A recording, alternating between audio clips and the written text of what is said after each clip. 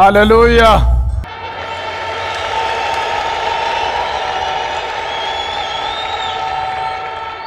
Namni tokko guyyaan har'aa kan kooteedha.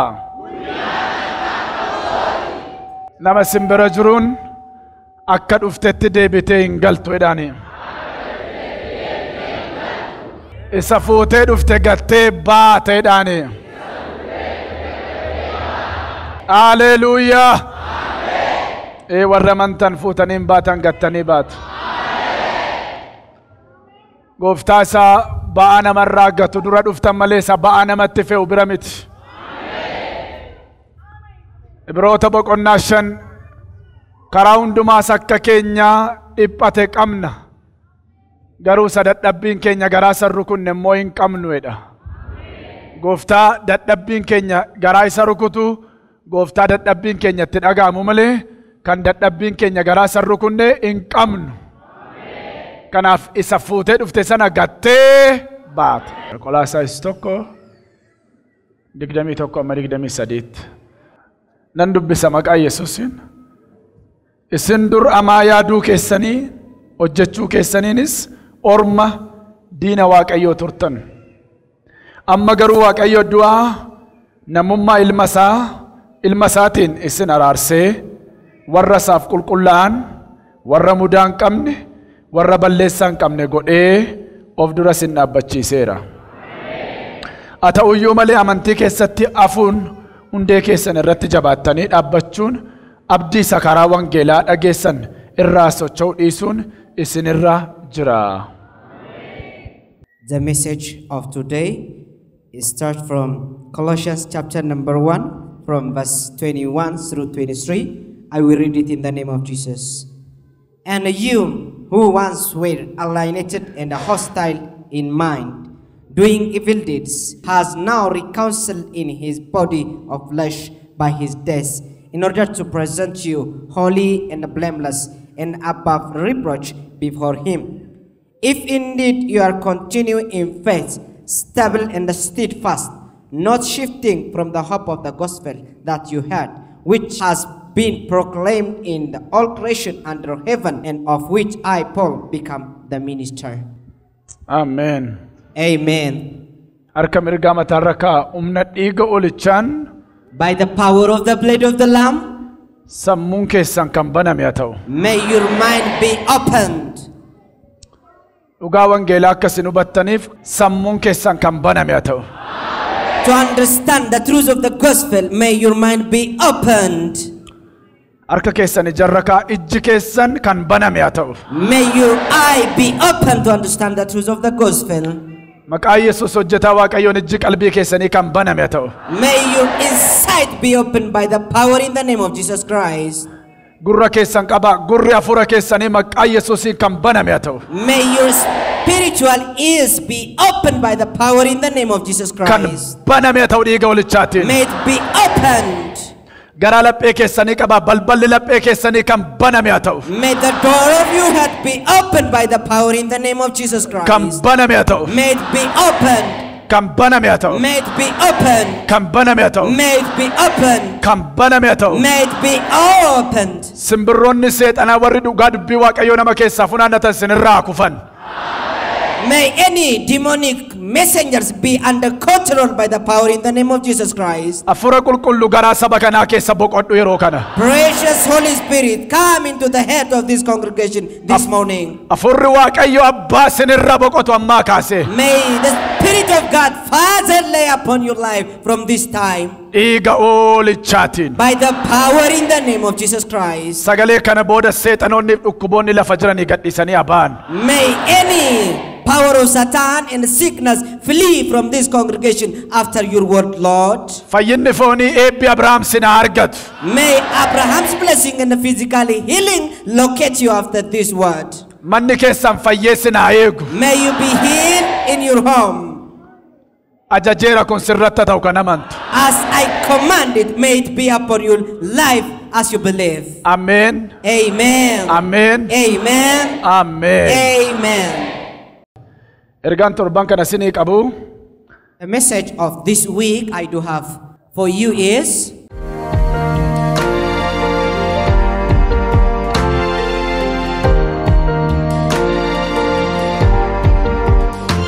ati Kiristoosin birmaduu baateetta.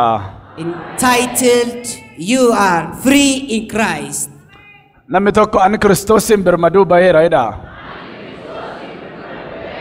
Shout, I am free in Christ. Hallelujah. Hallelujah. Kutaa ammaa keessaa irra deebi'een dubbisa lakkoofsa 21. Let me read the earlier verse 21 again. Isin dur amaa yaaduu keessaniif hojjechuu keessaniin orma diina Waaqayyoo turtan. And you who were once alienated and hostile in the mind, doing evil deeds.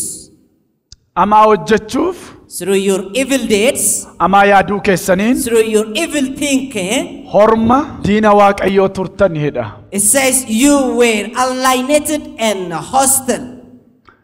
Amaa yaaduuf hojjechuu keenyarraa kan ka'e Waaqayyoorraa fagaannee orma diina Waaqayyoo turre nu hundumti keenya. Because of our evil doing and evil thinking, we were hostile to the Lord. Garuu Kiristoos dhiiga ofiisaa dhangalaasuurraa kan ka'e But Jesus Christ, by shedding his precious blood, amma garuu Waaqayyoo du'a namummaa isaatiin isin araarseera jedha. he said he has reconciled you now by his blood. Warra orma turre, Those who were alienated, warra diina turre, who were hostile, warra fagoo turre, who were far, dhiiga ilma isaatiin through his blood, ofitti nu araarse. he reconciled us.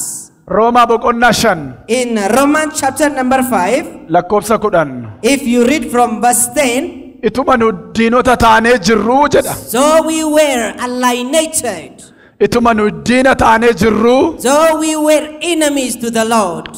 Waaqayyo garuu But God himself, du'a ilma isaatiin through the days of his son Jesus Christ, araara nu godheedha. he reconciled us to himself. Diina taaneetu jirru, Though we were hostile to him, orma taaneetu jirru, though we were alienated, du'a ilma isaatiin garuu through the days of his son, araara nutti agarsiise. he showed us a mercy. Efesiyoon boqonnaa 2 If you read Ephesians chapter 2 lakkoofsa 13. from verse 13, Isin dur warri fagaattanii turtan, you who were earlier alienated, amma garuu but now dhiiga Kiristoosiin through the blood of Jesus Christ, dhiyeeffamtaniittu you jedha. are brought near. Mee dhiyaadheera jedha namni tokko. Shout, I am brought near. Nu warri fagoo turre, Those who were far of him, ama yaaduu keenyaan, through our evil thinking, ama hojjechuu through keenyaan, our evil doing, garuu dhiiga ilma isaa Yesuusiin but through the blood of Jesus Christ, the Son of God, gara Waaqayyo Abbaatti dhiyaanne. we have an access to come to the throne of God the Father. Dhiigi isaa inni fannoo irratti dhangaleessuun His blood which was shedded upon that cross, nu warra fagaannee turre who were alienated, gara teessoo araara Waaqayyootti nu he dhiyeesse. brought us to his throne. Nama simbira jiruun Tell your neighbor, arras dhiigi isaa jedhaani the same today his blood si dhiyeessuudhaaf is able humna qaba jedha. and powerful to brought you nearby to the Amen. throne of God. ዛሬም ደሙ ጉልበት አለው። Yet today his blood is powerful. እናንተ ድሮ ርቃችሁ የነበራችሁ አሁን ግን በክርስቶስ ኢየሱስ ደም ቀርባችኋል ነው የሚለው። Say you who were alienated and far of him, but through the blood of Jesus Christ you are brought nearby. karaan keenya hojiin keenya waaqayyorraa nu fageessee ture. Our deeds, our works, and our thinking have led us to alienated from the Lord. iyyee waaqayyo garuu But God by himself, dhiiga ilma isaa Yesuusiin through the blood of his son Jesus Christ, araara buuse. he reconciled us to himself. Qolaasaayis 1:20 If you read Colossians chapter 1 from verse 20, Kiristoos dhiiga isaa dhangalaasuudhaan by shedding his blood, Jesus Christ, waaqarrattis upon heaven, lafarrattis on the earth, nagaaf araara buuseedha. he reconciled and said peace. በፈሰሰው ደሙ በሰማያትን በምድር ላይ ሰላሜን ምሕረትን አወረደ። He says through his blood shedded, he But- reconciled and said peace upon the heaven and the earth. በሰውና በእግዚአብሔር መካከል የነበረውን የጥልን ግድግዳ ወይም ደግሞ የጥልን መጋረጃ ቀደደው He destroyed the wall of enmity that was between man and God through his blood shed በሰውና በሰው መካከል የነበረው የጥልን ግድግዳ አፈረሰ He destroyed the wall of enmity among men ይሁዲን እንጅሩ ግሪክን እንጅሩ ገርብችን እንጅሩ ብርመዶን እንጅሩ እንደኑ ተኮ ጀደ And let us to be one, either Jude, either Greek. ከናፍ ሮማ በቆናሽን ረት In Romans chapter number 5, ለኮብ ሰላም አካፍተን ይወዱ ቢፈተን if you read from verse 2, ኮታ ያነሰኑ ከነም ረት it says, let us come to the grace. ኡንዳውዳን Based upon that grace, ገረቴ ሶራራ ዋቀዮትን ያናይዳ let us come nearby to the throne of his mercy. አያነኑ ከነም አራራሩ ከነም ሰናን Through the grace we have received from him, ገረቴ ሶልፍነ ዋቀዮት ዲያቹዳፍ ከራኑ በነሜራ we have an access to come nearby to his throne. ከራኑ ሳቀሜራ The way has opened for us. ከራን በነመሱን ዲገሳቲን And through that his blood. አሜን Amen. ኢየሱስ Jesus Christ ኢጎፊሳ ደንገላሱዳን shedding his own blood, ገረ ዋቀዮባት ኑዲስ he has brought us into the God the Father. አማ ቀብጢ ሰዲን ስንትዱበዳ Let me speak on three basic topics, ለኮብሳ ድግደሚ ለማ starting on verse 22. ቆላሳይስ ተኮ ድግደሚ ለማ ጀቹዳ That is to mean Colossians chapter 1 from 22. አመገሩ ዋቀዮ ዱወና ሙማ ኢልመሳቲን ኢስነራርሴ ወረሳፍ ቁልቁላን ቶኮ ወረ ሙዳን ቀምነ ለማ ወረ በሌሳን ቀምነ ሰዲ ጎዴ ኦፍ ዱራ ኢስን አባቺ ሴራ It says, Hallelujah. he has now reconciled in his body of flesh by his death, in order to present you holy, blameless, and above reproach. Hallelujah. Hallelujah. Ammagaru edam. But now, Du'a ilma saatin through the death of his son, ofitti sinaraarse he reconciled warra qulqullaan you to himself and let you be holy. Minamni tokko ani Kiristoosin qullaa'eera. Let somebody shout, in Christ I am holy.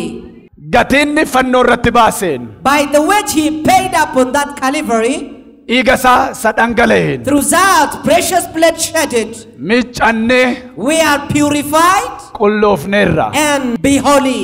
Ergaa Yohaannis irraa tokko 9 If you read 1 John chapter 1 from verse 9, dhiigi ilma isaa Yesuus Kiristoos cubbuu kamittiyyuu miicee nama qulleessa. the blood of Jesus Christ shall purify from any sins. Cubbuu kamittiyyuu. From any sins, he is powerful to purify you. Dhiigichi xuriinni miicee namarraa hin baafne hin jiru. There is no guilty that the precious blood cannot purify you. Qulleessuudhaaf humna qaba gaadha. For he is sufficient to sanctify and purify you. Asirratti yaadanaa kennaa waan sinitti himaa. Give me your attention. Let me tell you something here. Qulqullaa'uun keenya Our sanctification hojiidhaan miti. is not by our deeds. Hojii keenyaan miti. It is not by our workers. Nurraa kan ka'e miti. It was not from our ability. Qullaa'uun keenya But our sanctification isa ba'aa keenya baate is because of he that carried our loads. Yesuus irraa kan ka'edha. That is Jesus Christ himself. Bara kakuu moofaa keessatti In the old covenant, namni qullaa'uu gaafa barbaadu when you are ready to be purified, aarsaa dhiyeeffata. you have to bring a sacrifice. Seera Lewwotaa boqonnaa 16 If you read Leviticus chapter number 16, lakkoofsa tokkoo kaasee if you read from verse 1, amma 32 yoo dubbifattan if you read it through 32, in argattu. you can see this there. Namni kakuu moofaa keessatti seera qullaa'uu raawwachuuf To conduct the law of sanctification there, aarsaa dhiyeeffata. you have to bring a sacrifice. Aarsaa dhiyeeffatu kanayyuu In this sacrificial laws, ofii dhiyeeffateetu you bring by yourself lubatti kennata and present it to the priest. malee ofii isaa dhaqee dhiyeeffachuudhaaf mirga hin qabu. You cannot present by yourself. Aarsaan dhiyaatu kun aarsaa salphaa miti. And this was precious sacrifice. Korbeessa reettii lama yookaan oolaa korbeessa oolaa lama dhiyeeffata. You will bring 2 kids of goats or sheep. Korbeessi oolaa lama dhiyaatu kun These broad sheep or goat's kids lubatti kennama. are given to the priest. Lubi waggaatti iddoo hundumaarra caalaa qulqulluu sanatti si'a tokko dhaqee ol gala. And the priest enters into the holies of holies once per year. Yeroo hunda miti waggaatti si'a tokko dhaqee ol gala. Not all time, but once in a year. Yeroo dhaqee ol galu kana When he enters into that holies of holies, oolaa korbeessa tokko hin qala. he is laying Korbeessa tokko qalee a sheep and iddoo isa hundumaarra caalaa qulqulluu sanatti naannessee quba isaatiin si'a torba facaasa. sprinkle the blood of that ram 7 times to the altar. Maaliif? Why this? Quba keessa kaa iddoo si'a torba facaasa iddoo qulqullaa sanatti. By his finger he sprinkled 7 times to that altar. Maaliif kana godha wettanii? If you say why this, Cubbuun saba sanaa dhufee iddoo aarsaa Waaqayyoo kan xureessineef iddoo aarsaa sana qulqulleessa. it was to sanctify that altar in order the sin of that congregation not to defile the altar. Korbeessa tokko saaf immoo And the rest ram fideetu bringing it. lubi sun That priest mean harka isaarra kaa'a. lay his hand upon that ram.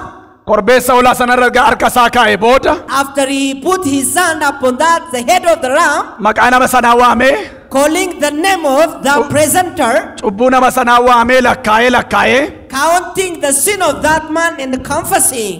cubbuu namichaa fuudhee rakkina namichaa fuudhee erga oolaa sanatti dabarsee booda After he put the sin and the problem of that presenter upon that ram, namni hojiin kun itti kenname jira. there was a man dedicated to this, Nama tokkotti dhaqee kenna. and give to that dedicated man. Dhaqee lafa onaatti gadhiiseedhaan. And that dedicated man sent that sheep or ram to the wilderness. Oolaan inni cubbuun namichaa fuudhamee itti darbe sun And the ram that is carrying the sin of the presenter namichi tokko oolaa sana fuudhee dhaqee lafa onaatti gadhiisa. will be sent into the wilderness. Namichi inni aarsaa dhiyeeffate sun qullaa'ummaa argata akkasittiin. And in that way, that man will receive his sanctification. Qullaa'ummaan kun garuu kan bara baraa miti. But this sanctification was Kayyeroo- not everlasting. Inni iyyuu kan yeroo murtaa'aati. It was temporary sanctification. Seera kakuu moofaa keessatti namni akkasittiin sirna qullaa'ummaa godhaa ture yookaan aarsaa dhiyeeffachaa ture. In Old Covenant, people were being sanctified in such laws of sanctification. Har'a garuu ergaan sii qaba. But now I do have a message to you.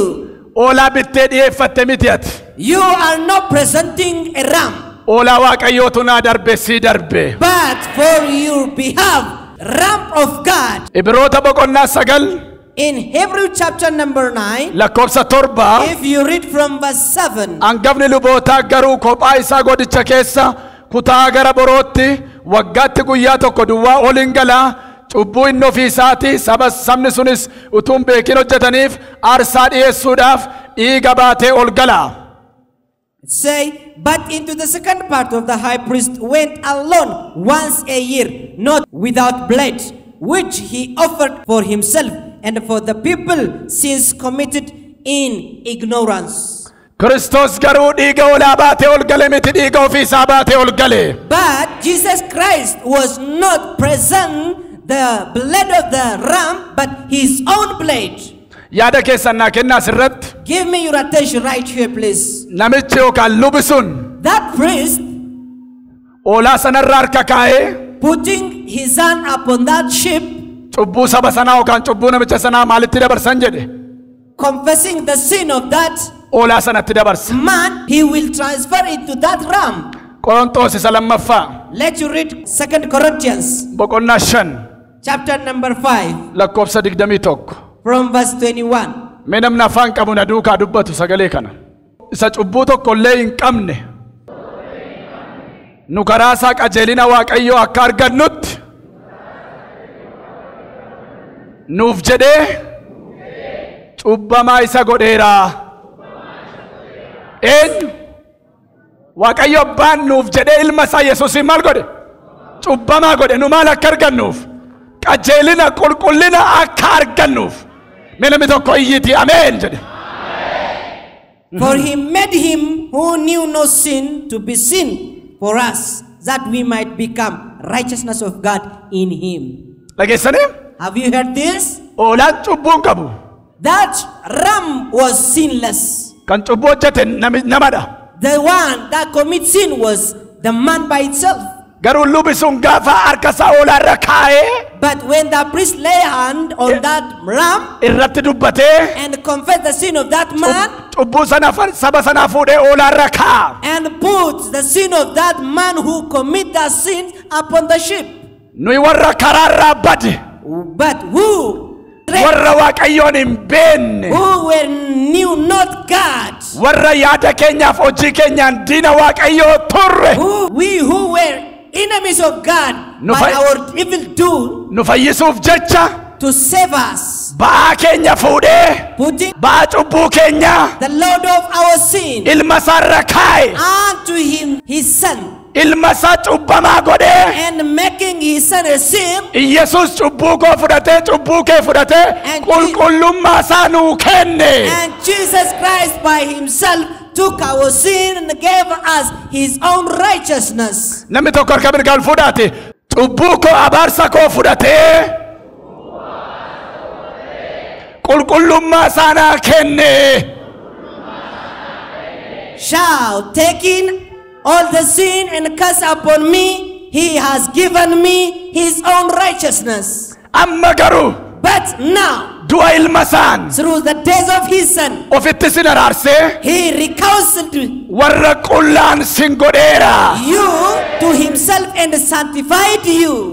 Qullaa'ummaan kun aarsaa keetiin miti. This sanctification was not by your sacrifice, Hojii keetiin miti. neither by your deed, Oolicha Waaqayyoo isa bakka kee bu'ee ba'aa kee fudhate sanaani. but by only the Lamb of God that has taken your sin. Namni tokko oolicha Waaqayyoo isa bakka koo bu'een Shout, the Lamb of God who was crucified on my behalf, ba'aa koo hundumaa all my loads, isa naa baateen who has carried it. ani qullaa'eeradha. Through him I am sanctified. Hallelujah. Hallelujah. Eenyu yeeforicha galata kan fidu. Who can Wow. bring a shout of joy? Yohannis 17:19. If you read John chapter number 17 from verse 19, Yohannis 17:19. John's Gospel chapter number 17 from verse 19. Mee namni tokko na duuka dubbadha. Read this with me.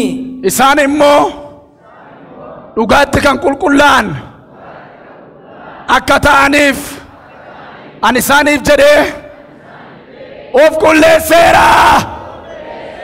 Woo! Shaana barala boora barala bariara la boba.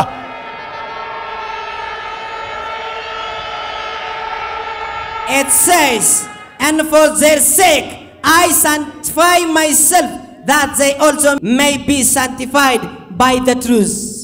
Isaan dhugaatti kan qulqullaa'an akka ta'aniif To them be sanctified ani isaaniif jedhee of their sake. of qulleesseera. I have sanctified myself. Isa ba'aa kee baate Yesuusin. He that carried your Lord Jesus Christ. Isa cubbuu kee baate Yesuusin. He that received your sin Rakkina jalaa hidhaa cubbuu jalaa from out of the bondage of the kunanee sin, jalaa out of the death. bilisa dhiiga walichaatinat. You are set free anymore by the power of the blood of that Lamb.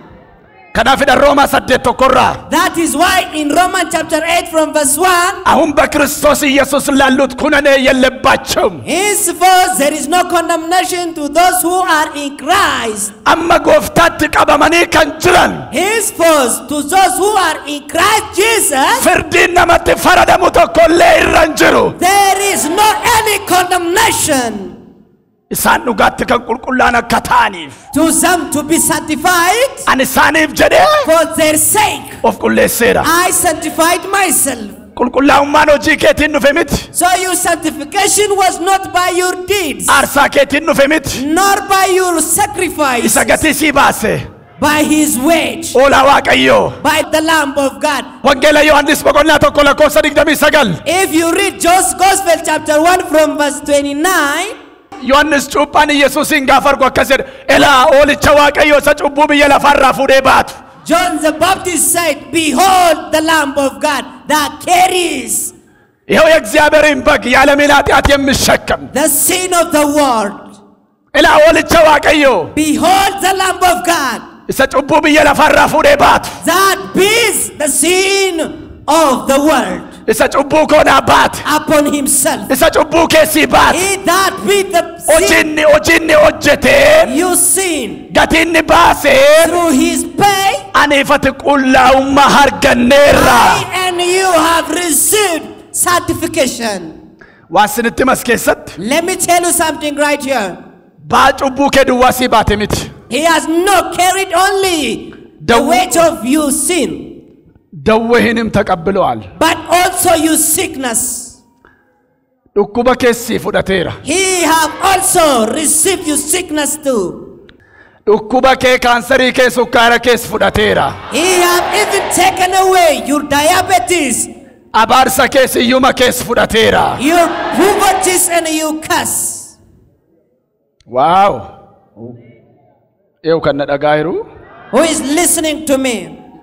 mee namni tokko iyyaati naa fudhateera jedha. Somebody shout, he have received. maal ta'eera? fudhateera. Phexros lammaffaa 2:22 mee na duuka jedha. Read this with me. Caaffata qulqullaa'aa keessatti inni cubbuu hin hojjenne dubbii isaa keessatti haxxummaan hin argamne kan jedhu jira. inni immoo arrabsamee mee darbee lakkoofsa 24 dubbisaa nuyi cubbuu jalaa duunee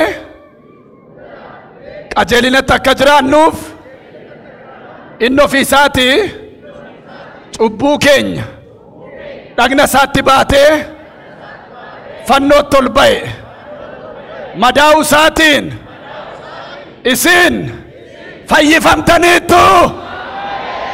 mee namni tokko iyyaati fayyeeredha. Shout, I am healed. 1 Peter chapter 2 from verse 24. Who himself bore our sins in his own body on the tree, that we having died to the sin might live for the righteousness, by whose stripes you were healed. baatee fannootti ol ba'e He take it up on that tree, madaa'uu isaatiin but by his stripe fayyitaniittu. you are healed. fayyina lubbuu duwwaa miti. Not only salvation, daana'oo si nyaatu qinqanii si nyaatu irraas dhiiga olichaan fayyiteetta. you are even healed from any devouring insect that have been consuming your body.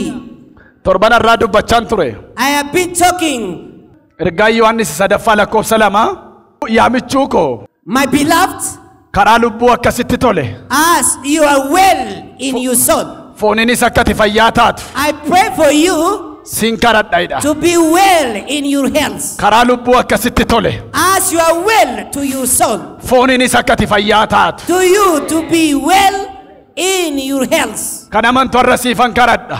Today I will pray for you too. manni jireenyi kee kun mana ulfina Waaqayyooti malee mana dhukkubaa miti. For your body is the temple of God. eewu kan amanu Who can believe to this? sukkaara ta'u Be it diabetes, giffiitii haa ta'u be it hypertension, asmaa haa ta'u be it asthma, HIV haa be ta'u it HIV, kaansarii haa ta'u be it cancer, narvii haa ta'u be it nerve, meentaalii haa ta'u be it mental, kooroonaa haa ta'u be it corona, bronkiitii haa ta'u hiitii tuumarii haa ta'u waan si qabee jiru kam dhiiga olichaan si keessa dileet. any power of sickness that is holding your body is deleted out of your body right now. dhibee guddaan hin jiru gooftaa guddaa malee. Oh, there is no great sickness but great God. waan dhagna keetti galeessi nyaatu Whatever is devouring your health. Isa fannoo irratti ol ba'ee ba'aa kee baate Yesuusiin. Through the power in the name of Jesus Christ that carried. Ajjeeseera si keessa. You sinned and went up on that tree. I made it die out of your body. Ajjeeseera si keessa. I made it die out of your body. Kanamattu simadhu dhiiga holichaa si keessaa du'eera. Receive Du'eera. it. Receive Du'eera. it. Receive Du'eera. it. Receive Du'eera. it. Receive it if you believe. Hallelujah. Hallelujah.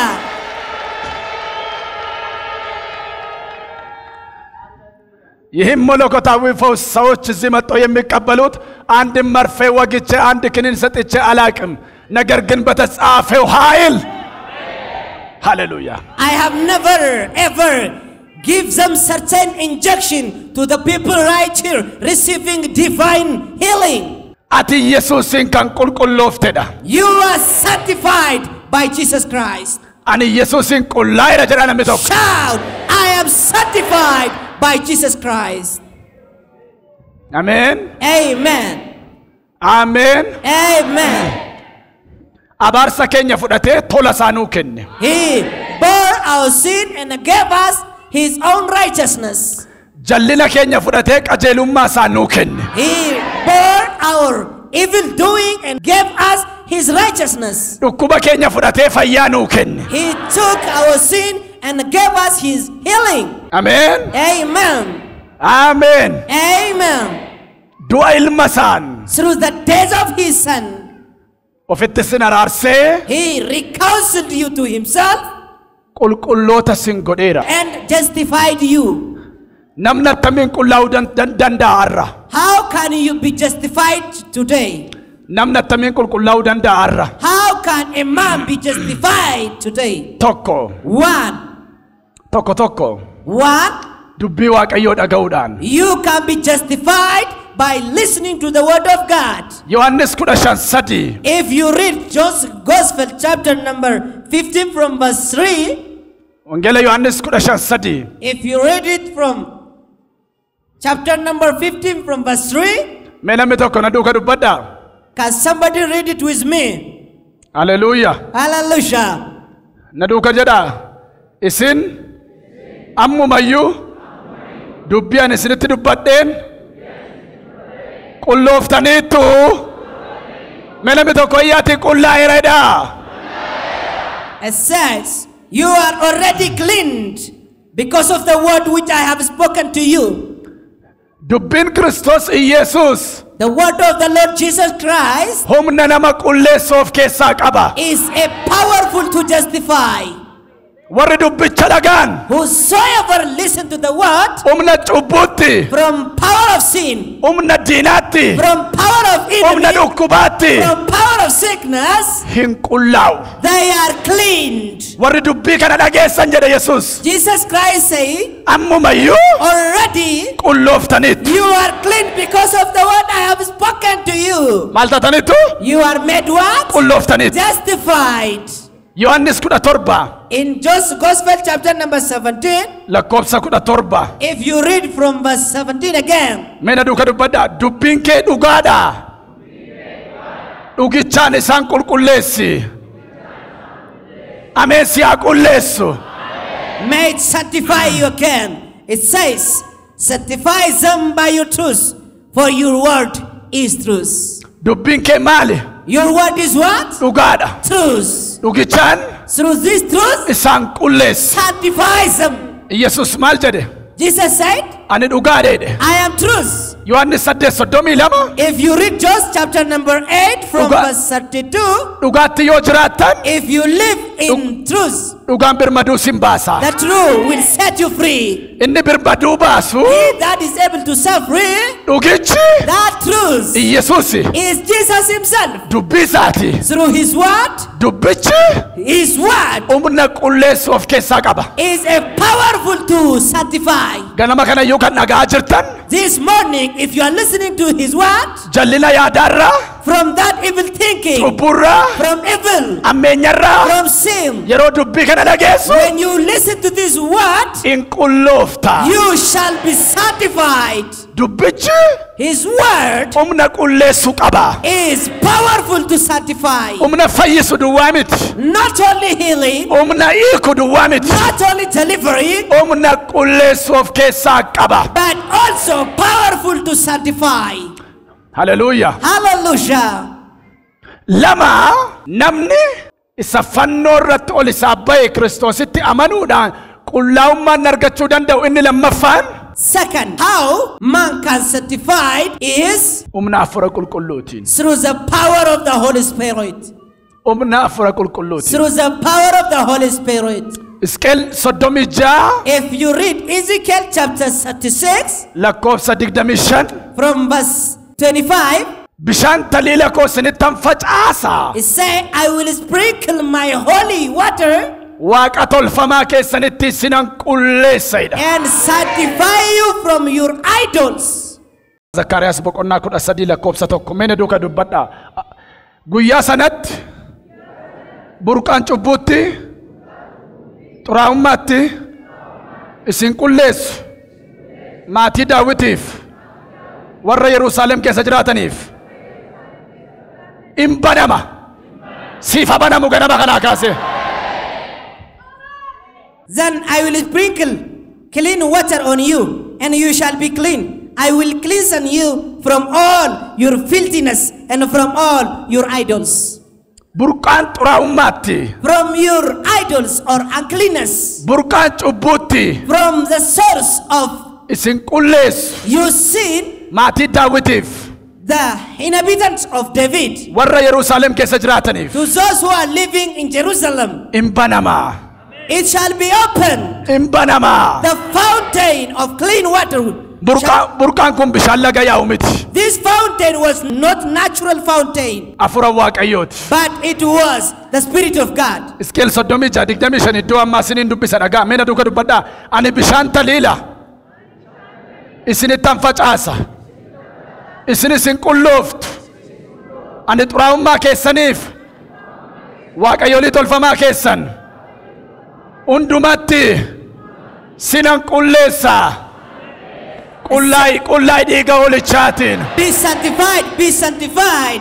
I will read it. Ezekiel chapter 36 from 25 again. Then I will sprinkle clean water on you, and you shall be clean, and I will cleanse you from all your filthiness and from your idols. ንጹሕ መንፈሴን በእናንተ ላይ እረጫለሁ. He said, I will sprinkle my pure spirit upon you.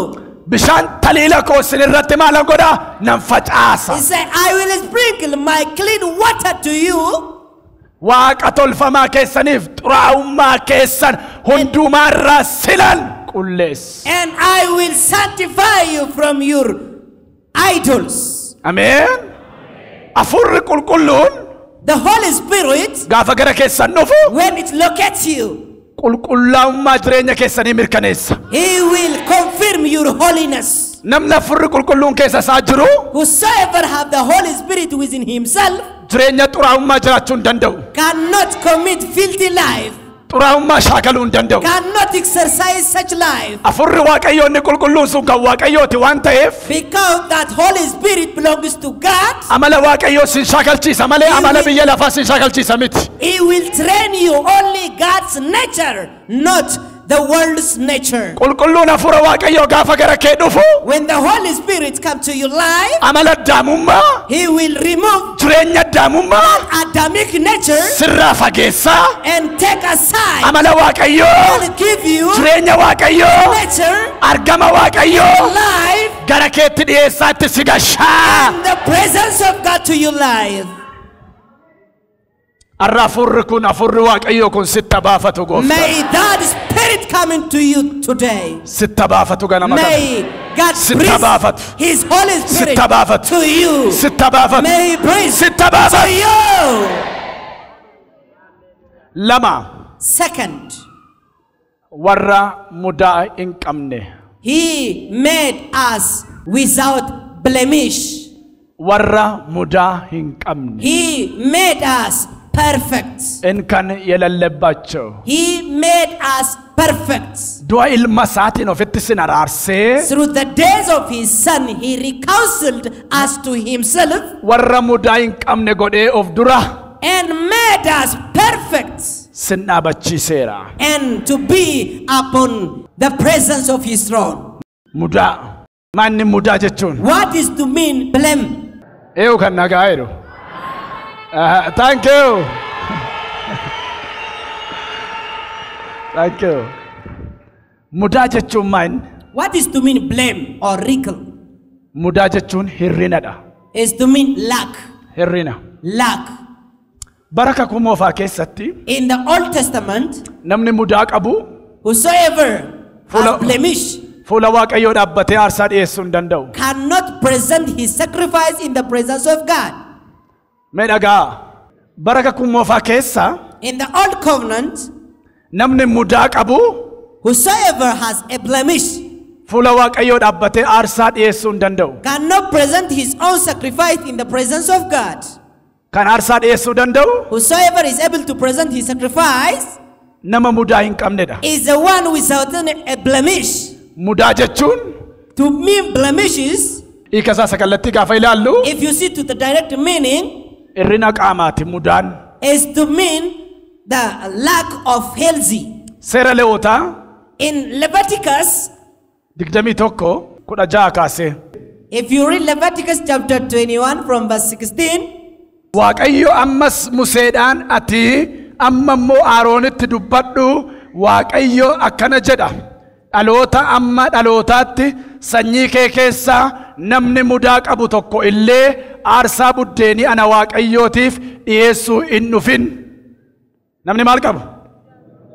Namni mudaa qabu. Maanni mudaan kun dhagaa? Namni mudaa tokko illee qabu hin dhiyaatin.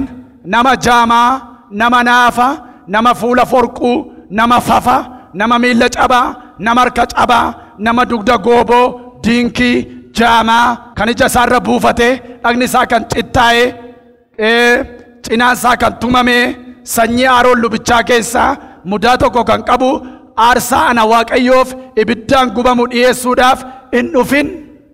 Kun seeradha. it says, no man of descendants of Aaron, the priest, who has defect, shall come near to offer the offering made by the fire of the Lord. He has defect, he shall not come near to the offer of the bread of his God. Dhageessanii? Have you heard? Mudaan kuni This defect harka cabaa, may be miilla cabaa, handbread, ija jaamaa, blind, funyaan forquu, or an issue with nose, gooboo, or bent, diinkii, or dwarf. mudaa kan qabu. If so, whatever the blemishes, Ana Waaqayyoof such man aarsaa maal hin godhin? may he Dhiyeessin. not bring a sacrifice for I your God. Yesuus wanta inni nurraan baasin maaltu jira? Is there something that Jesus has not paid for us? Oh hallelujah. Hallelujah. Zakkeewos diinkiidha. Zacchaeus was dwarf, Garuu Yesuus mana isaatti dhaqee ol gale. but Jesus went Wanta to inni his, sirraan baafne maaltu jira? says something that he has not paid Oh. for you. Mee takka wal gaati iyyaa foorichaa galata fida. Wow. Hallelujah. Hallelujah. Wow. Wow. Norata. Mee waan Check you said. mee waan sinitti managaa. Let me tell you something. Barakka kumoofaa keessa In the old covenant, namni mudaa kana qabu whosoever has aarsaa dhiyeessuuf dhiyaachuu hin danda'u. a blemish cannot present a sacrifice. Kakuu haaraatti garuu mudaan inni kun isa kan foonii kana miti. But in this new covenant, this blemish is not physical blemish. Kakuu haaraa keessatti fakkeenya tokko siniinii kamee dhagaa. Let me give an example to you. Nama gooboo jechuun Whosoever is bent nama yeroo hundumaa gungumu nama galata dhiyeessuu hin dandeenye jechuudha kakuu haaraa keessatti. is ever murmuring man. Nama gungumu yeroo hundumaa. Whosoever is murmuring everywhere. Nama galata dhiyeessuu hin dandeenye jechuudha. Whosoever is unable to praise God. Nama harka cabaa jechuun To mean a broken hand nama amantii irruu jechuudha. is to mean he that is lack of faith. Namni amantii qabu gooftaa harkaa hiixatee fudhachuu danda'a. For he that have faith can take something from God stretching his hand. Inni harka cabaan garuu fudhachuu hin danda'u afaan nakaayyeedha. But he that is broken of his hand needs any feet. Inni kan Musee seeradha. The Moses was a law. seerri immoo seera. and this law is law. Yesus immoo But Jesus by himself, Qolaasaayis 2 if you read Colossians chapter number 2 lakkoofsa 14 from verse 14, wanta nurratti caafame karaa seeraa he say whatever is written against us through law, wanta seerri nurraa barbaadu whatever law isa nutti caafame sana is needing from us, that is scripture, Yesus fannoo irratti cinqaarsuu isaatiin by nailing it on the cross, iddoodhaa daguugee balleesseera. inside he has destroyed it. Mee namni tokko iyyaatiin narraa balleesseera jedha. Shout, he has destroyed it out of me. Hallelujah. Hallelujah. Wanta seeraan nurratti caafame Whatever was written against us through that scripture, Museen seeraan dhufe, Moses came through his law, Yesus ayyaanaan dhufe. but Jesus came through his grace. Nuyi hojiidhaan miti, Not by our workers, ayyaanaan fayyine. but we are healed by the grace. Efesoon 2:8 If you read Ephesians chapter 2 from verse 8, eenyuyyuu akka ittiin of hin jajneef not anyone to boast himself. hojii keessan miti. It says it is not by your work. Kunoo kennaa Waaqayyooti jedha. It is the gift of God. Kennaan Waaqayyoo kun kan fudhanne amantiidhaan. So we have received these gifts of God through our faith. Kakuu moofaa keessatti In the Old Testament, namni mudaa qabu whosoever has fuula Waaqayyoo dhaabbatee haasaa dhiyeessuu hin danda'u. a sport cannot present Yesus garuu his sacrifice in the presence of dhiiga God. isaa isa dhangala'een But Jesus Christ through his Waaqayyo sacrifice abbaan to God the Father, du'a ilma isaan through the death ofitti nu araarsuudhaan of his Son, warra mudaa hin qabne godhee fuula isaa nu dhaabe. he perfected us and present us in his own presence. Mee namni tokko iyyaatiin mudaan narra hin jiru jedha. Shout, I have no condemnation. Hallelujah. Hallelujah. Hallelujah. Hallelujah. Isa mudaa kee sirraa fuudhe leenca Golgotaaf galanna ta'u. May Isa mudaa koo fuudhe leenca Golgotaaf galanna ta'u. be to the King and the Lion of Judah that has taken out your condemnation. Dhagaa waan sinitti hima. Hakami, let me tell you something. Utuu mudaan sirra jiraate kissi seexanaaf addana taa'uu hin dandeessu. If you were with the sport, because of that condemnation, you were not here right now.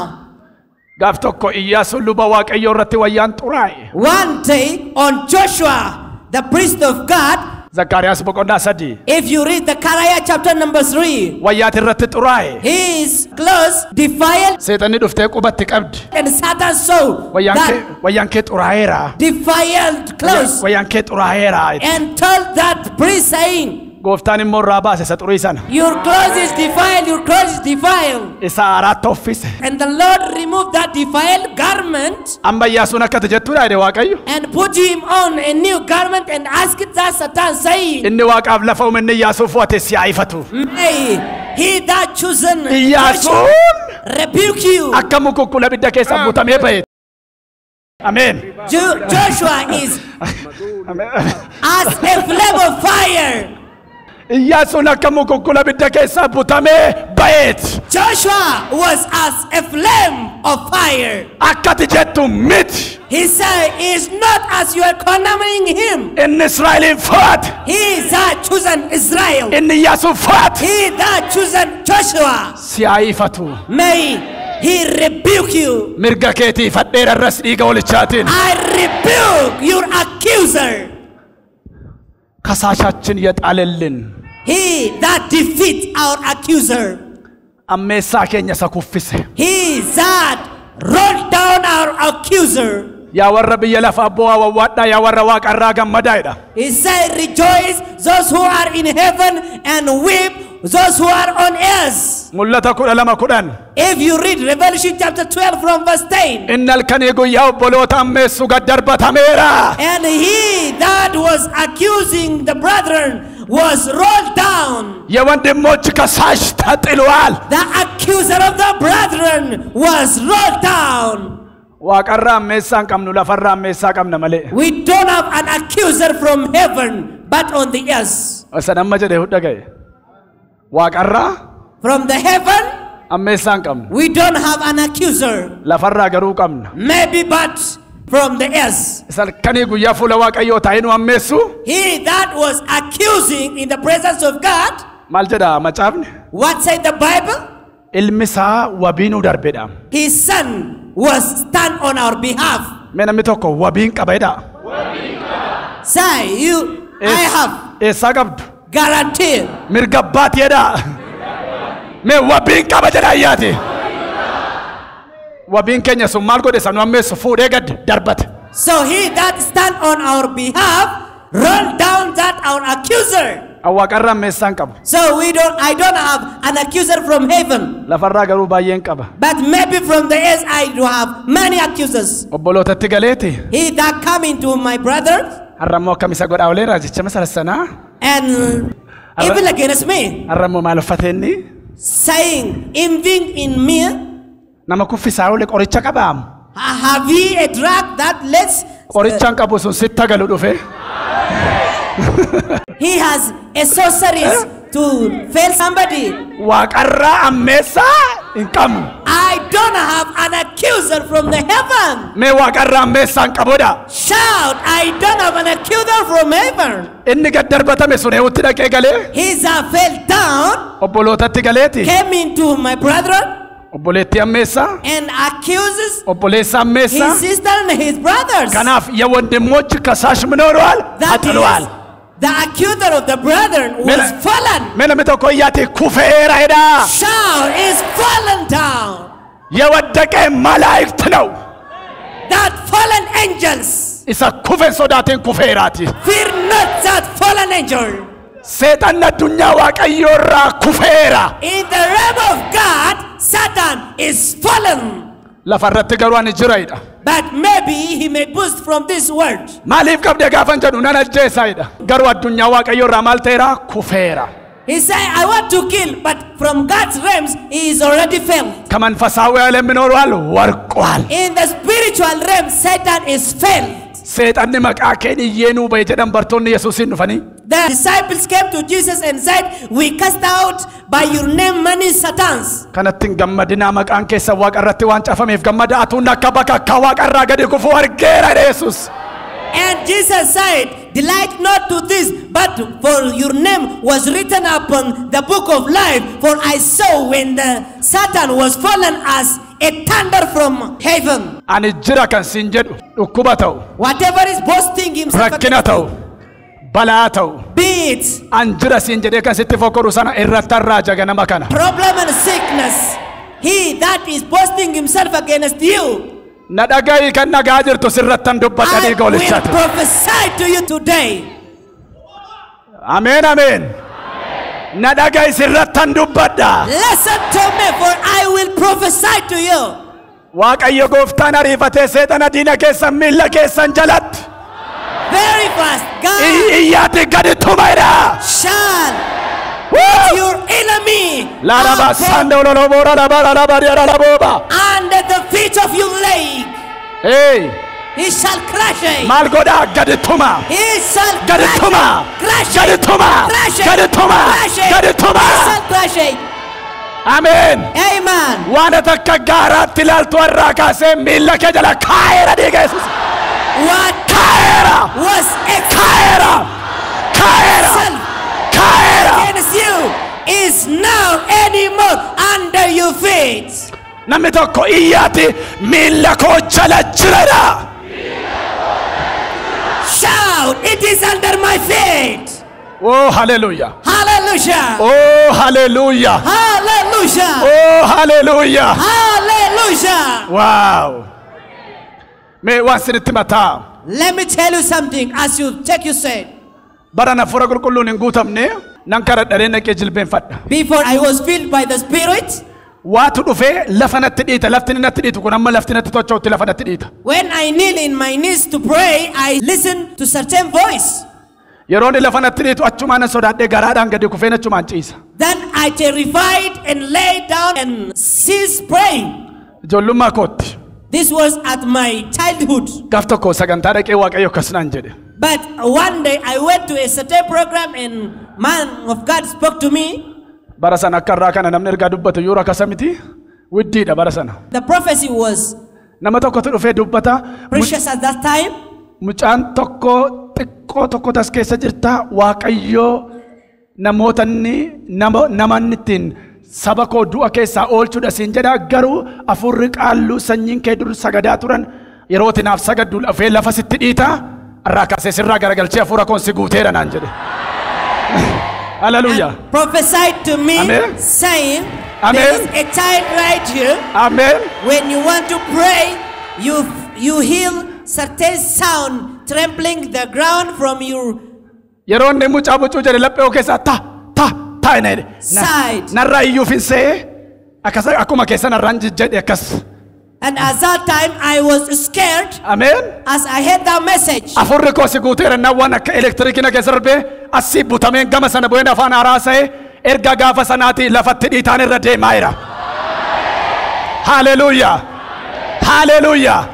Hallelujah. Hallelujah. Amen. Arraa kaasee amajaajii kee ammeessaa kee danqaa kee miila kee jala kaa'eera. From Yalabas, today, Kodalaba, Karalabas, whatever Shelabarabas, accusing you, Redolabas. accuser Hallelujah. under your feet. Arraa kaasee miila kee jala kaa'eera. From today, I have set it under Wow. your feet. Namni tokko miila koo jala jirtedha. Shout, enemy, you are under my feet. Wow. Hey. Yalabara labora labara labara yala labo. Wow. Omna dhiiga oolichaan. By the power of the blood of the Lamb. Waan mataarra si darbe miila kee jala kaa'eera. Kaa'eera. Kaa'eera. Wow. Nora ta. Wow. Whatever have been exalting himself against you is now under your feet, his foes. Amen. Amen. Wow.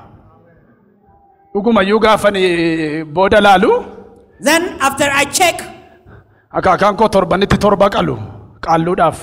my grandfather was sacrificing 7 times per week. Garuu waan yaadadhu waan sin dhibuu But something amazing I remember is warri xibaartuun harka namaa ilaaltu. Gaaf tokko ati koo fiddee harka mucaa koo ilaali jette ijoollummaatti na yaadadha.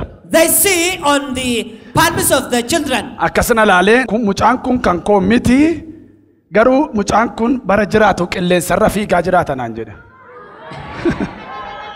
And that witchcraft or that magician man looking in my palm and said, this boy is not mine, but throughout Hey! life he shall live life Amen. in the wind. Amen. Amen. Spiritual flying. So now I am spiritually flying. Yeah. Balaliinsa hafuuraati. This is the spiritual fly. Malee xiyyaaraan oofamiti wantichi. This was not to mean I'm going to be a pilot. Gaaf tokko ati koo ammas mana qaalluu nageessite salafaa akaakaan koo sagadan sana. One day my mother take me to a house of magician. Dhagaan tuulamee gaara sana gaa. And there were numerous rocks there. Dhattee farankaa irratti nattee yaa qaalluu abeetoo kumaa mucaa koo olumaan sii fide. Hey farankaa keenyan kenninu dheen amma irradheen bahee fiige. And she gave him money to that magician, and I steal that money not to give to that magician. Na duuga fiddee na qabde innoo wallaalaadhaam na jalaan ajjeesin maal la ajjeeftan duruman ishee ganeen. And my mother begged that magician, Amen. please Hey! kill not warra this boy. duraan dursee yaada isaatiin qabe iwaame. He said, Warra waame qajeelota godhee. whosoever he foreknow, he predestinated. Whosoever he predestinated, he calls them. Whosoever he calls them, he justifies them. Ganama kanaa kaasee siidaa diinota keetii diigeera. From this morning, Tigera. I destroy Diigeera. any Diigeera. construction Diigeera. of your enemies. Baran jiraadhe kana mannee xonqaawotaa mannee qaallotaa meeqa lafarraa diige ilmaan namaa bilisa baaseera leenci golgotaa. Hallelujah. through Hallelujah. my life, Hallelujah. destroyed many tens of magicians. Arrawan sinittima. Today, let me tell you something. Christos Yesusin isi warra mudaa hin qabnedha. You are certified and justified through Jesus Christ. Efesoon boqonnaa 5 If you read Ephesians chapter number 5 lakkoofsa 26 from verse 26, maqaa Yesuusin nan dubbisa. let me read it by the power in the name of Jesus Christ. Efesoon 5 Ephesians chapter number 5 26 from verse 26. mee namni tokko na duukaadha. Sadaffaan What was the third? warra balleessaa hin qabne. Those who are without blemish, Yaala nadafaa, without any spot, yaala inkan. without any wrinkle. Warra balleessaa hin qabne godhee of duras maal godheera sin dhaabachiise. So he has justified us, Warra qulqullaa'e, making us warra mudaa hin qabne, warra balleessaa hin qabne. generation without a spot, without blemish. Warra balleessaa hin qabne. Those who has no any filth. Mee iddoon maan dubbisa Efesoon Let me read Ephesians 5 chapter 5 27. from verse 27. Mee namni tokko na duuka jedhaa fixeera amma. Waldaasaa xuriif dirmamuun wanta kana fakkaatu irratti akka hin argamne fudhatamtu mudaa kan hin qabne godhee ulfinaan of dura ishee dhaabbachiisuudhaaf jira. Xurii kan hin qabne, mudaa kan hin qabne, balleessaa kan hin qabne. It says that he may present her to himself a glorious church, not having a spot or wrinkle or any such thing, but he should be holy and without blemish. Yesus gaafa deebi'ee dhufu When Jesus will come again, waldaasaa his church, mudaa malee, he will present xurii malee, without blemish, dirmammuu malee wrinkle. argee of dura ishee dhaabbachiisuudhaaf jira. He is going to present his church being without blemish, Yala without inken. wrinkle, without spots. Yaala hinken, yaala nadafaa, yaala ምንም ቆሻሻ ንጹሕ አድርጎ ማየት ይፈልጋል ቤተ ክርስቲያኑን። Jesus Christ wants to see his church being without spot, without wrinkle, without blemish, ሙዳ malee, without spot, balleessaa malee, without filth, dirmammuu malee, without wrinkle. xurii malee of dura dhaabuudhaaf jira. Upon his presence, he wants to present. Jala muraa qabxeedhumaa waan sinitti hima. Underline these last points. Qabadhaa yaada kana. Ati gooftaan Note it. nama qullaa'eedha, nama mudaa hin qabneedha, nama balleessaa hin qabneedha. In Christ, you are certified, you are a generation without blemish, Kun hojiidhaan miti, and this is not by your work, aarsaadhaan miti. neither by your sacrifice. Yesuustu kan saanuu kennee kan keenya immoo maal ta'e fudhate. For Jesus has given us his own righteousness and took our blame. Bara kana waan nama balleessaa jiruun sinitti hima. But let me warn you something. Listen me. Attend me carefully. Bara kana waan nama balleessu takkaa gooftaan qullaa'eera, Now, what is destroying people is takkaa fayyeera, once I am certified, gooftaan galmee isaa irratti na caafeera, laaphisi itti naquun qabu. my name is written, so God has no an eraser to destroy me. Yoon akkam barbaade jiraadhe iyyuu rakkina hin qabu. So it doesn't matter how. Ayyaanni laayisensii cubbuu ittiin hojjennu miti. Grace is not our license to commit a sin. Kan ittiin fayyinedha malee. It is our license for our salvation. Erga qullooftee, erga fayyitee, erga mudaan qabaannee maal gochuutu sirra jira isa kana barreessaa. So what have you to do after you are made righteous, after you are justified, Maal gochuu sinirra jira. and after you are sanctified? What do you do? Dhaggeeffadhaa. Attend me this. Qolaasaayis 1:23. Colossians chapter 1 from verse 23. Haa ta'u iyyuu malee mee irra hin deebi'ame haa ta'u iyyuu malee jechuun afraashiidhaam yuun injii ammas garuu warra du'a namummaa isaatiin araarsee warra isaaf qulqullaa'e warra mudaa hin qabne warra balleessaa in qabne godhee of dura sin dhaabachiiseera haa ta'uyyuu malee amantii keessatti afuun meena wajjin amantii keessatti afuun jedhame. It says, if indeed you continue in faith, grounded and steadfast, and are not moved away from the hope of the gospel which you heard, which was preached to every creature under heaven, I, Paul, become a minister. Amantii keessatti afuu jechuun waldaa keessaa bahuu dhiisuudha. To be remain in faith is not to mean remain in church. Is it? Yaada Waaqayyoo sattiin qullooftan sattiin fayyitan araara argattan sana keessaa qilleensa sana keessaa maal hin ta'inaa hin bayinaa. It's to mean to be remained in the thought of God, in the will of God, by which you are sanctified and justified. Atmosferii fayyitan sana keessatti maal godhaa of. That is to mean guard yourself of maal godhaa in the atmosphere by which you are saved. Of eegaa. Guard yourself. Of maal godhaa eegaa. Guard yourself. Of maal godhaa eegaa. Do what? Guard yourself in the atmosphere of God. haa ta'uyyuu malee amantii keessatti afuun hundee keessan irratti jabaattanii dhaabbachuun abdii sakaraa wangeelaa dhageessan irraa tuun socho'uu dhiisuun isinirra jira. Say, if indeed you continue in faith and grounded and steadfast and are not moved away from the hope of the gospel. Fayyina keessan irra dhaabbachuu. Steadfast upon your salvation. Qilleensa keessadha qilleensa furaa sana keessa dhaabbachuu. In that spiritual atmosphere. Mee waan sin gaafadha. Let me ask you something. Mee afidi moobaayilii qabda. Bring your phone. Fidi moobaayilii kee. Moobaayilii kee kana. If for example you phone. Namni bilbileessi argachuudhaaf ati dirqama teelee keessa oluu qabda. Eessa oluu qabda lee. Lafuma jirutti na dawwalanii. Are you was to be remain in telecommunication office in order to reach you? Kan namni bilbileessi dhabuu danda'u yoo maal ta'edha? Kot. Eessaa dhufteeti? Adaamaa atoo? Boorana. Yoo maal ta'etti? Yoo charjiin qabaanne. Yoo guuttate immoo deebi'een hojjeta ka. Kan cira hojjechuu hin dandeenye yoo maal ta'edha? Yee nootorkiin?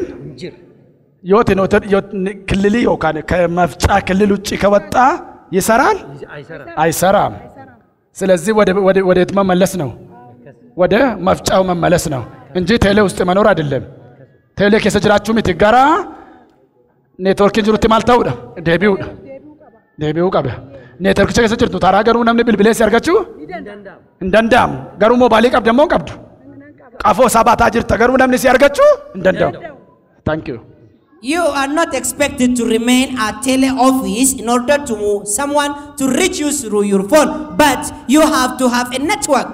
Dubbin waldaa keessa jiraachuu miti qilleensa waaqayyoo keessa jiraachuudha. So the matter is not remaining in the church but remaining in the atmosphere of God. Nama simbira jiru qilleensa waaqayyoo keessa. Tell your neighbor, remain in the atmosphere of God. Qilleensa waaqayyoo keessa maal ta'uu jedhe? Remain in what? Jiraachuudha. In the atmosphere of God. Amen. Eessa? Qilleensa waaqayyoo keessa. Where? In the atmosphere of God. Malee ato nama tokko malaqanii waldaa irratti ijaaranii dubbii waldaa irratti ijaaruu miti.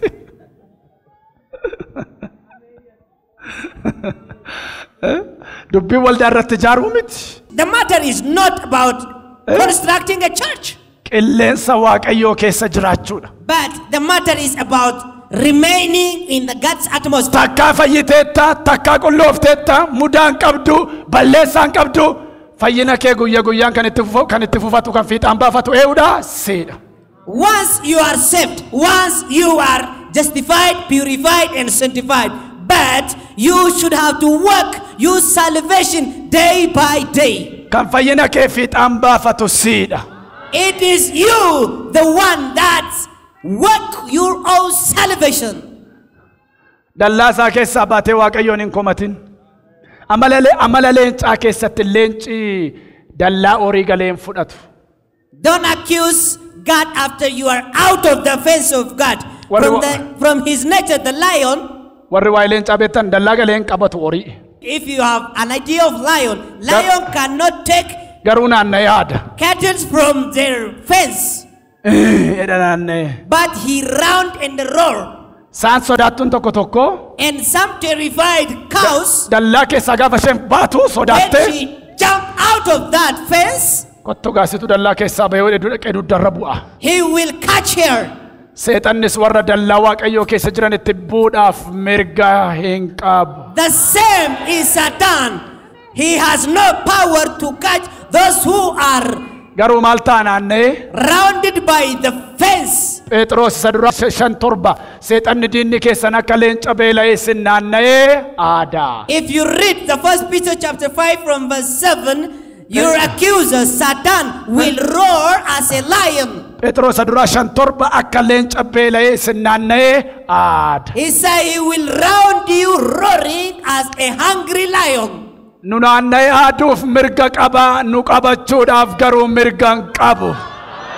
It has a power to roar and surround us, but it has no power to catch us. Simbirroonni seexanaa nurra balali'uudhaaf mirga qabu garuu nurratti mannee ijaarrachuudhaaf mirga hin qaban. Any demonic bird has a power to fly upon our head, but they don't have a power to construct their heart upon our mind. Nama simbira jiruun simbirroonni seexanaa mataa kee irra balali'uuf mirga qabu, sirratti mannee ijaarrachuuf garuu mirga hin qaban jedhaani. Tell your neighbor, any demonic birds have a power to fly over your head, but they don't have a power to make their nest upon your head. Koronaan nama baay'ee ajjeesuu danda'a, si ajjeesuudhaaf garuu mirga hin qabu. Corona may kill many people, but upon you it is powerless. Xibaartuun xibaaruu dandeessi garuu sirratti hojjechuudhaaf mirga hin qabu. Any sorceries from the magician may function upon money, but upon you is a powerless. Xibaarri Israa'el irratti hin hojjetu xinqolaan mana Yaaqoob irra hin jiru. For the Bible says a magician and sorcery cannot function upon the house of Jacob and Israel. Ati Yesuusin nama birmaduu ba'edha. For you are liberted in Jesus Christ. Mee namni tokko ka'ee dhaabatu lafa jiru. Hallelujah. Stand in your feet from Hallelujah. Hallelujah. Hallelujah. Hallelujah. Hallelujah. Hallelujah. Hallelujah. Hallelujah. Hallelujah. Amen. Amen. Harka lamaan ol fuudhaa. Lift up your two hands. Waan qajeelummaatiin alaatteef, qulqullummaatiin alaatteef, mudaa koo fuutee, cubbuu koo fuutee, du'a koo fuutee, kan kee waan alaatteef sin galateeffadha jedha. Qilleensa Waaqayyoo keessa galaa dubbadha. And come into the atmosphere of God with thanksgiving to the Lord, saying, Lord, I thank you for your justification, for your sanctification, for you made me a generation without spot, a generation without a wrinkle, and communicate as you pray the Lord. Dubbadha. Keep talking to him. Qajeelummaan alaatteef, qulqullummaan alaatteef. Thank you for your holiness. Thank you for your righteousness you gave Dadhabbii koo fudhattee humna naa laatteef. on my behalf of my weakness. Abaarsa koo fudhattee fayyina naa laatteef. For the blessing on behalf of my cause. Dubbadha.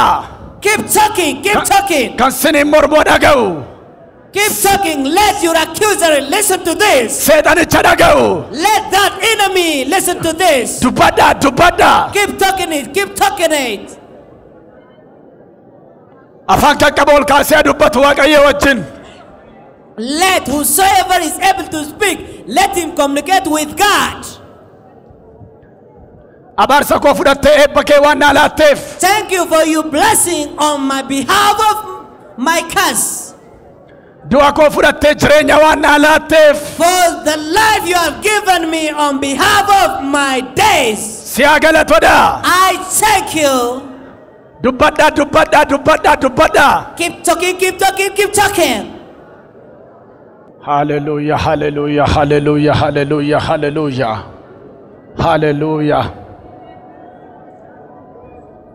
Hallelujah. Rakakakaka sandola la bas. Odara barala la bas. Jesus. Ajajeera yeroo kana kaase. Hence, from this time, I command. Ayyaana furadhaa kan amantan. May you receive a grace. ayyaanni irraa afaan jireenya kee irratti dhangala'u. May you receive abundant grace. Mee harka lamaan ol fuudhaa. Lift up your two hands as you receive this prayer. Nama wayyaan geeddaramuuf nama baay'een arga. I saw when a garment of money is going to be changed right now. Namoota ayyaanni Waaqayyoo isin argatutu jira amma. There are people who are going to encounter the grace of God right now. Oh, hallelujah. Hallelujah.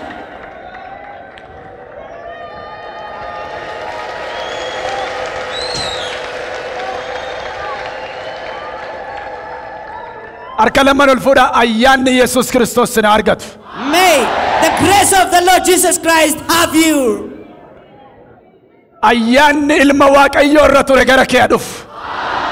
May the grace of God that was upon the Son of God locate you this morning. Afurri Yesuusin du'aa kaase gara kee dhufu.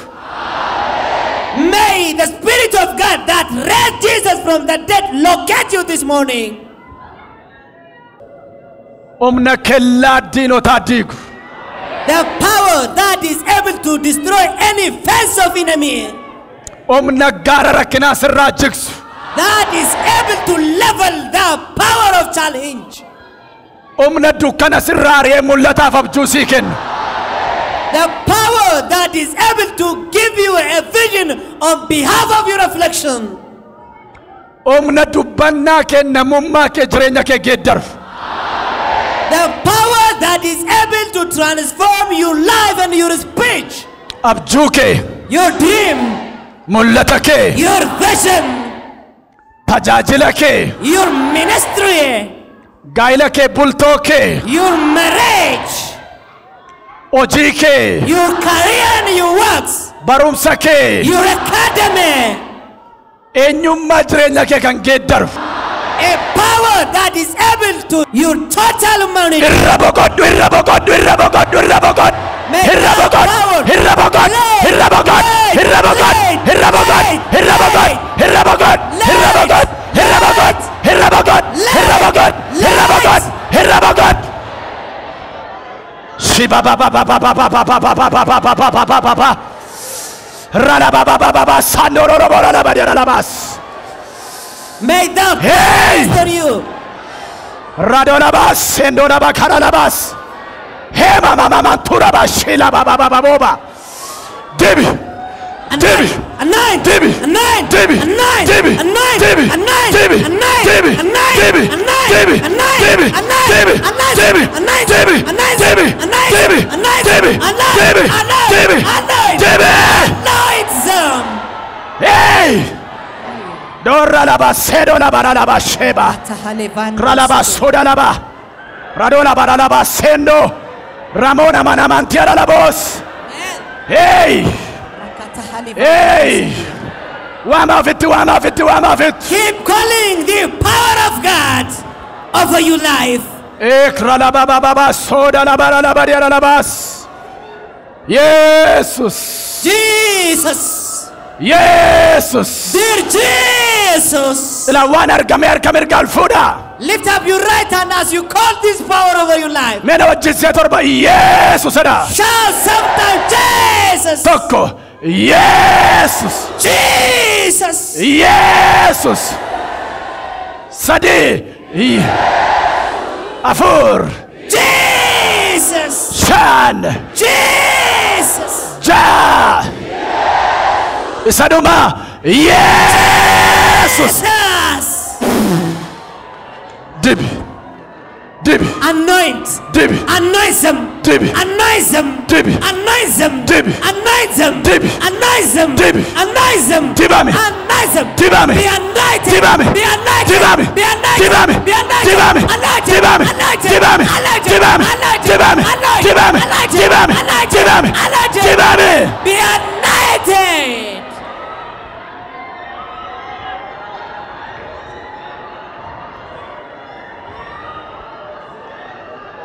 Shetra la baba soda la ba karianda la ba radola bara la ba sendora la bara la ba dia la bas si argatu ayyan May that grace locate you. Si argatu dibanni. May that anointing locate you. Arraa kaasee geeddareera abjuu kee. I have changed your dreams. Geeddareera jireenya kee. I relocate your life. Geeddareera mana kee. I relocate your Geeddareera abjuu kee. I change your dream. Humna dhiiga Yesuusiti. By the power of the blood of Jesus Christ. Si'a sadi ameen. Shout 3 times amen. Ameen. Amen. Ameen. Amen. Sirraan dhaamin sittaa qabatu. May it be candid over your life. Galata fidaan noora. Hallelujah. Bring a shout of joy as you take your seat.